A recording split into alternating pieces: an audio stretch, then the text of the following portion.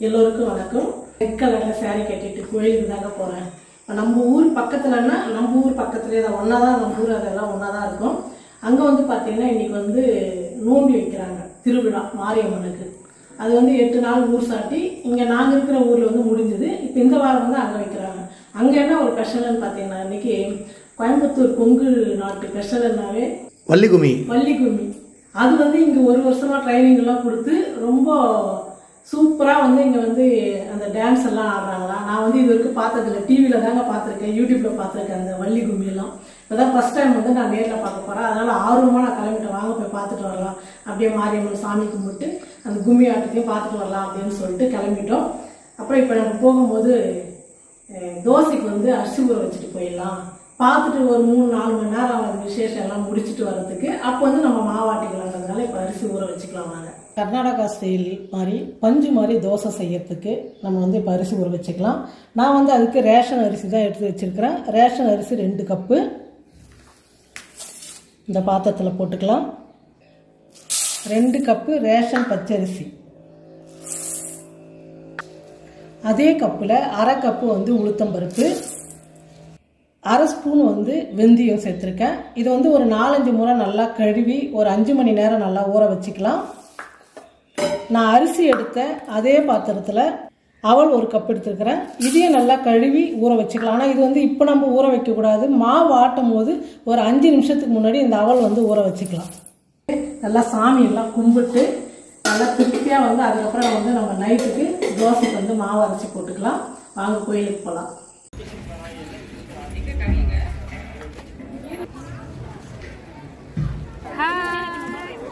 நாங்கள் எல்லாருமே பார்த்தீங்கன்னா இங்கே வந்து சொன்னல வள்ளி கும்மி பார்க்கறதுக்கு தான் வந்திருக்கிறோம். இப்போ தான் ஸ்டேஜ் வந்து போட்டிருக்காங்க, சுற்றி வந்து ஜனங்க உட்காருவாங்க, அது உள்ளதாங்க ஆடுவாங்க. நான் ஃபர்ஸ்ட் டைம் இப்போ தான் நான் பார்க்குறேன். இவங்கெல்லாம் வந்து ட்ரைனிங் எல்லாமே ஆடினாங்க, ஆனால் இன்றைக்கி தான் ஆடல.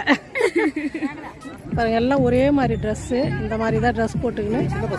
ஆமாம், எல்லாருமே பெரியவங்க எல்லாம் சின்னவங்கலேருந்து எல்லாருமே வந்து டான்ஸ் ஆடுவாங்க. அதான் ஒவ்வொருத்தராக வராங்க.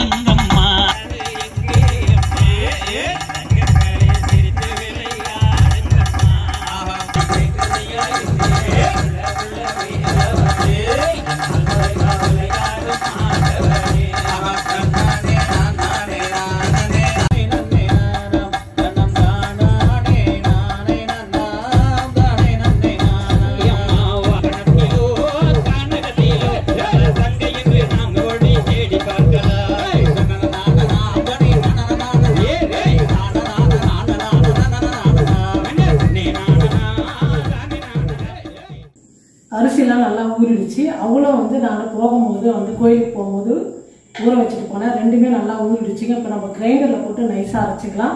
ரொம்ப அருமையாக சூப்பராக அது அந்த கும்மி பாட்டு வந்து ரொம்ப நல்லா இருந்தது. நான் வந்து ஃபர்ஸ்ட் டைம் இப்போ தான் பார்க்குறேங்களா, எனக்கே வந்து ரொம்ப குஷியாக இருந்தது. எழுந்து வரத்துக்கே மனசில்லை. இவர் தான் டைம் ஆச்சு போகலாமா, டைம் ஆச்சு, இன்னும் முடியவே இல்லை. 7 மணின்றது 8 மணி ஆகிடுச்சு ஆரம்பிக்கிறதுக்கு. ஒரு 1.5 மணி நேரம் 9 மணி வரைக்கும் பார்த்துட்டு நாங்களும் வந்து கிளம்பி வந்துட்டோம். ரொம்ப நல்லா இருந்தது. அந்த கும்மி டான்ஸு பாட்டெல்லாம் வந்து நம்ம ஒரு சேனலில் வரும். இப்போ அரிசிலாம் நம்ம வந்து கிரைண்டரில் வந்து தோசைக்கு வந்து நல்லா பஞ்சு மாதிரி நைஸாக அரைச்சிக்கலாம். கிரைண்டரில் அரைக்கும் போது தோசைக்கெல்லாம் வந்து மிக்சி கூட கிரைண்டரில் அரைக்கும் போது நல்லா நைஸாக இருக்கும், பஞ்சு மாதிரி இருக்கும். தோசை வந்து சாப்பிட்றதுக்கு ரொம்ப நல்லா இருக்கும். கொஞ்சமா இருக்கிறதா நம்ம மிக்சியில கூட அரைச்சிக்கலாம். இருந்தாலும் கிரைண்டர்ல அரைக்கிற மாதிரி வந்து வராது. மிக்சியில அரைக்கிறது உளுந்தெல்லாம் நல்லா அதிகமா அரைப்படுதுங்களா, நல்லா மாவும் வந்து நிறைய வந்து உற்பத்தி ஆகும். நம்ம ஒரு பக்கம் உபரி ஆகும்.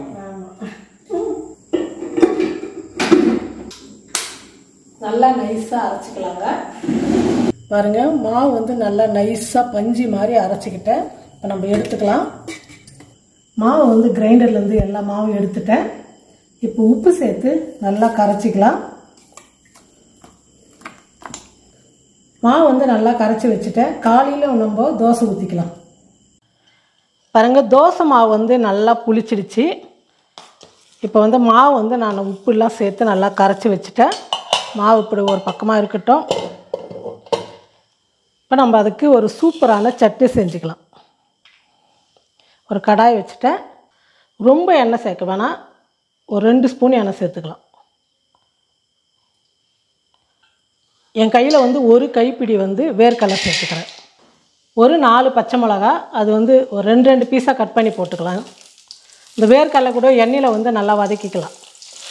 அது கூடவே கொஞ்சம் கருவேப்பிலை, கொஞ்சம் புதினா. இந்த எண்ணெயிலே வந்து நல்லா வதங்கட்டும். வேர்க்கடலை, பச்சை மிளகா, கருவேப்பிலை, கொஞ்சம் புதினா எல்லாமே நல்லா வறுந்துடுச்சு. பாருங்கள், கொஞ்சமாக புளி. அது கூட நான் ஒரு கைப்பிடி அளவு வந்து வேர்க்கடலை எடுத்தேன்னா அதில் பாதி வந்து பொட்டுக்கடலை. இதிலே பார்த்தீங்கன்னா ஒரு சின்ன வெங்காயம், சாம்பார் வெங்காயம் போட்டுங்க, ரொம்ப நல்லாயிருக்கும். என்கிட்ட சாம்பார் வெங்காயம் இல்லை, அதனால் ஒரு சின்னதாக ஒரு வெங்காயம் வந்து கட் பண்ணி சேர்த்துக்கலாம்.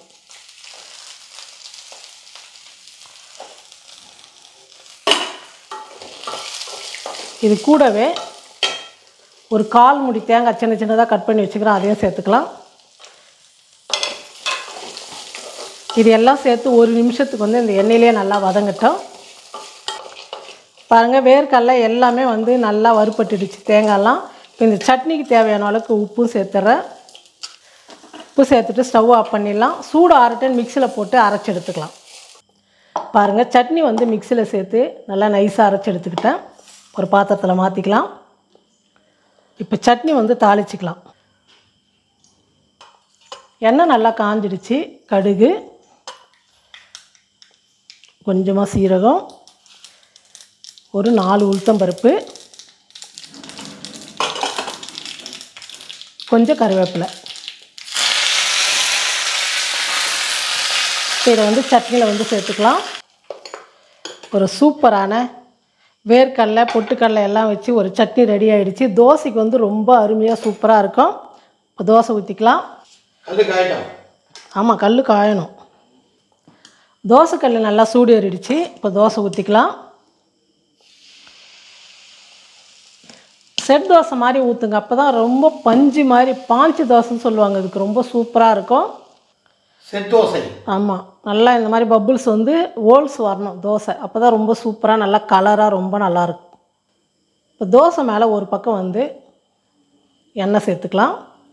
இப்போ நம்ம தோசை ஒரு பக்கம் வந்து வெந்துடுச்சு, திருப்பி போட்டுக்கிறேன். வெறும் பச்சரிசி மாவு தாங்க, கலர் பாருங்கள் எப்படி வருது. வெந்தயம் கொஞ்சமாக தான் சேர்த்துருக்குறோம். வெறும் வந்து 2 கப்பு பச்சரிசின்னா 1/4 கப்பு வந்து, 1/2 கப்பு வந்து உளுத்தம்பருப்பு, 1/2 கப்பு வந்து அவல், 1/2 ஸ்பூன் வந்து வெந்தயம், இவ்வளோ தான் நம்ம சேர்த்துருக்குறோம். தோசை பாருங்கள் எந்த அளவுக்கு நல்லா கலராக நல்லா வருது, ரொம்ப சூப்பராக நல்லாயிருக்கும். நிறைய பேர் வந்து பச்சரிசி சேர்க்காம வெறும் புழுங்கல் அரிசியில் கூட தோசை செய்வாங்க, அது ஒரு மாதிரி இருக்கும். பச்சரிசியில் இந்த மாதிரி செஞ்சு பாருங்கள், ரொம்ப நல்லாயிருக்கும். ஒரு அருமையான தோசை. இதே மாதிரி எல்லா மாவும் நான் தோசை சுட்டு எடுத்துக்கிறேன்.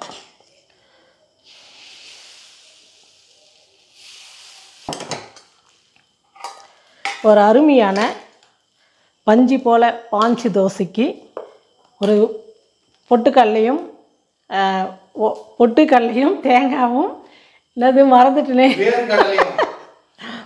வேர்க்கடலையும் பொட்டுக்கடலை தேங்காயெல்லாம் வச்சு நல்லா வதக்கிட்டு எண்ணெயில் ஒரு அருமையான சட்னி தாங்க, சூப்பராக இருக்கும். இந்த தோசைக்கு சாப்பிட்டு பாருங்கள். அப்பா வந்து பாம்பே சட்னி செஞ்சுட்டு ரொம்ப நல்லா இருக்குப்பா, இதே மாதிரி சமைங்க அப்படின்னு சொன்னீங்க. இடையில் வந்து நான் பேசுகிறேன்னு சொல்லிட்டு சொன்னீங்க. இனிமேல் அப்பா சமைப்பார், நிறையா சமைக்க விடுவேன், ஆனால் நான் வந்து பேசவே மாட்டேன். நான் இனிமேல் நான் வெறும் கேமரா மட்டும் வச்சுக்கின்னு பின்னாடி நிற்க போகிறேன். நான் அப்பா வந்து அவரே பேசட்டும், அவரே எடுக்கட்டும், எப்படின்னா பண்ணட்டோம்ப்பா, நான் எந்த ஹெல்ப்பும் பண்ணுறதில்ல, சும்மா கேமரா மட்டும் வச்சு நிற்பேன். நான் நேற்று வீடியோவில் பார்த்துருப்பீங்க, ஒரு அருமையான கூட்டு, ஒரு கீரை பொரியல், அவரே சந்தைக்கு போனார் வாங்கிட்டு வந்து, எல்லாம் நாங்கள் வந்து எதிர்பார்க்கவே இல்லை, நல்லா வாய்க்கு ருசியாக டேஸ்ட்டாக சூப்பராக சமைச்சு வச்சு சாப்பிட்டு அப்படியே படுத்துட்டுங்க நானே என் பொண்ணும். அந்தளவுக்கு ரொம்ப நல்லா சமையல்லாம் வந்து ரொம்ப நல்லா செய்வாருங்க. ஆனால் நான்வெஜ் மட்டும் தான் அவர் இது வரைக்கும் செஞ்சதில்லை. அதனால் உங்களுக்கு தேவையானதெல்லாம் அவரே வந்து இனிமேல் சமைச்சு கொடுப்பாரு.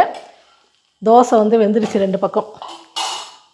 இதே மாதிரி நீங்களும் ஒரு சூப்பரான தோசையும் சட்னி செஞ்சு பார்த்துட்டு எப்படி இருக்குன்னு சொல்லிட்டு மறக்காமல் கமெண்ட் பண்ணுங்கள், ஷேர் பண்ணுங்கள். நன்றி. மறக்காம வள்ளி கும்மி ஆட்டத்தை பாருங்க. ஆ.